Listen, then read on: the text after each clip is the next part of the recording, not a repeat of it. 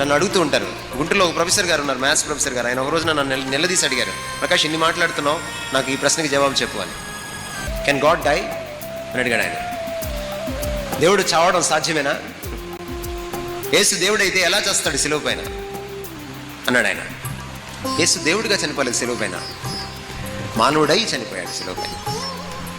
God cannot die, but when God becomes man he can die.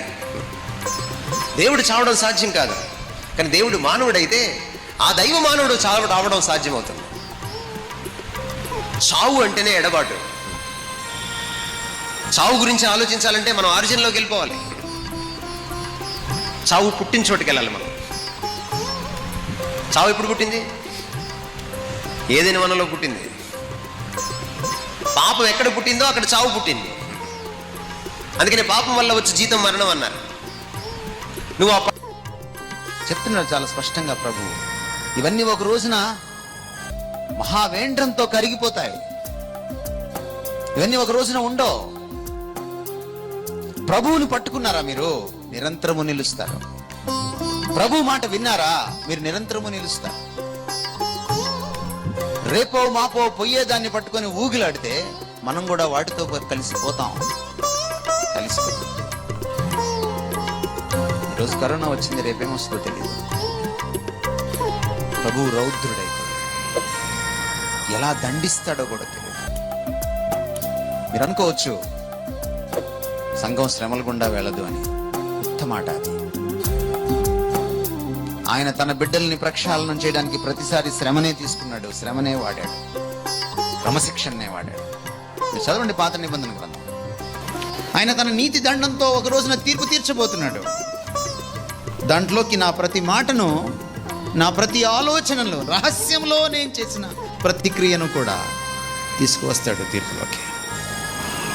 మీరు ఒప్పుకోరేమో. 2 కొరింథీ 5:10 నేను చెప్తున్న మాటలకు వాక్యాధారం ఉంది.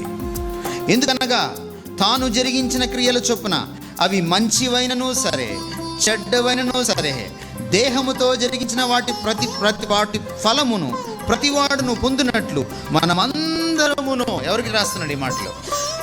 విశ్వాసులకు రాస్తున్నాడు. మనమందరమును, అన్యులు కాదు, క్రీస్తు న్యాయపీఠము ఎదుట ప్రత్యక్షము కావలేను. నీతిమంతుల సభ వేరు, అనీతిమంతుల సభ వేరు. వాళ్ళ తీర్పు వేరు, మనకి కూడా తీర్పు ఉంది. తన మేకులు తాను పీక్కోలేకపోతున్నాడు, ఆయన నన్ను ఎలా రక్షిస్తాడు అని. ఇప్పుడు అన్నమాట ఏం కాదు అది. ఆ రోజు యేసు ప్రభువుని సిలువ వేసినప్పుడు కూడా ఆ చుట్టుపక్కల వెళ్ళేవాళ్ళు, ఆ దారిని నడిచిపోయేవాళ్ళు ఇదే మాట అన్నారు. కానీ వాళ్ళకి 3వ రోజు అర్థమైంది, ఆయన మేకులు పీక్కుంటాడా, లేకపోతే ఆయన ఎవరు? ఆయన కేవలం సిలువ మీద మేకులు పీక్కుంటే ఆయన గొప్పవాడు కాదు. మరణించిన తర్వాత ఆ మరణపు మేకులు పీకుతాడే వాడు గొప్పవాడు.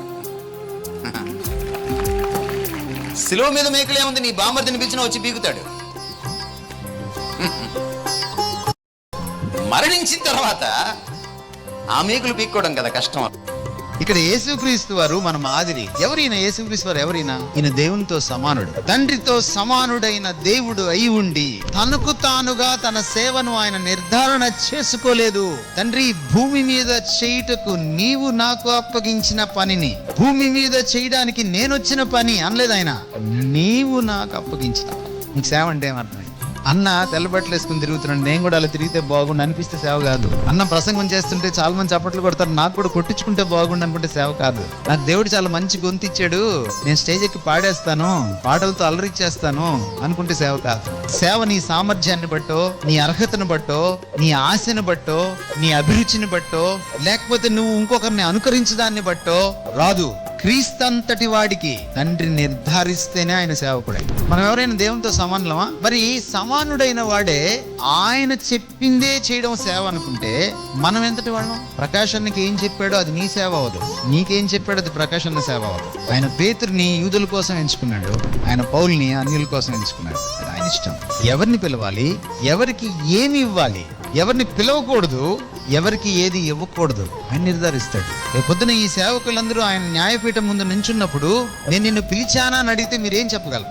ఒక డేట్ చెప్పగలరా? ఆయనతో మీరు సంభాషించిన ఒక సంఘటన చెప్పగలరా? ఆయన మీకు సూచించినటువంటి ఒక సూచక్రియ చెప్పగలరా? ప్రశ్న వేసుకోవాలి. మన పిలుపుని మనం ఏం చేయాలి? నిర్ధారించుకోవాలి. పాపానికి ఒక స్వభావం ఉంది.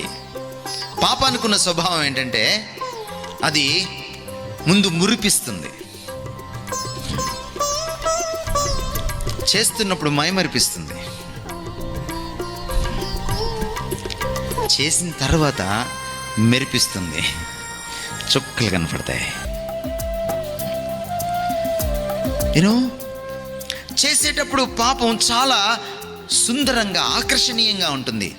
చేసిన తర్వాత పాపపు నీసు పోదు. మీరెంతన్నా కడిగి చూడండి, పోతుంది. Guilt pops up always in your heart. Guilt.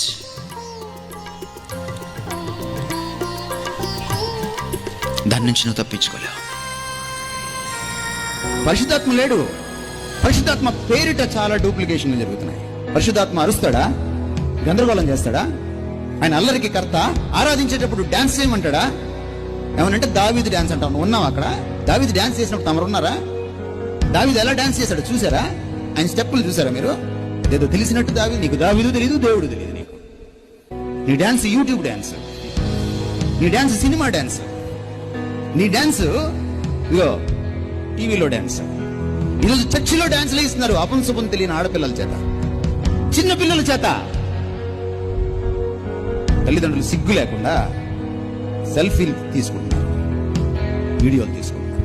What are you doing in the name of the spirit? బట్టలు ఊడిపోతున్నాయి, నీకు తెలియట్లా. నీ డాన్స్లో, నీ ఆరాధనలో, నీ గందరగోళంలో నువ్వేం మాట్లాడుతున్నావో నీకు తెలియట్లా. ఆత్మ ఫలంలో ఒకటి ఉంది తెలుసా మీకు? ఆశా నిగ్రహం, సెల్ఫ్ కంట్రోల్.